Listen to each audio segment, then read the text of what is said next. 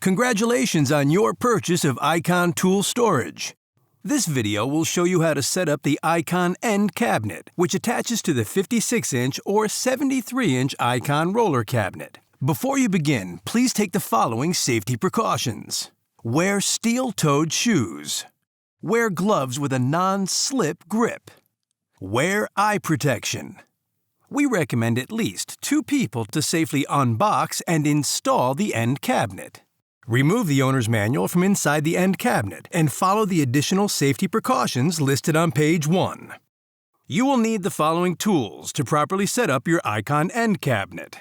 13mm wrench, 6mm hex key.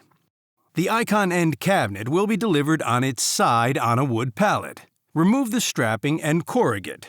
Rotate the end cabinet upright. Then remove the plastic bag covering the end cabinet. Remove the key from the plastic bag at the front of the end cabinet and unlock the cabinet. Open the top drawer of the end cabinet and set aside the bag of hardware. Attach the handles to the cabinet using the 6mm hex key. Lift the end cabinet. Clip it to the lip of the 56-inch roller cabinet, and then fasten the 2 bottom bolts with a 13mm wrench.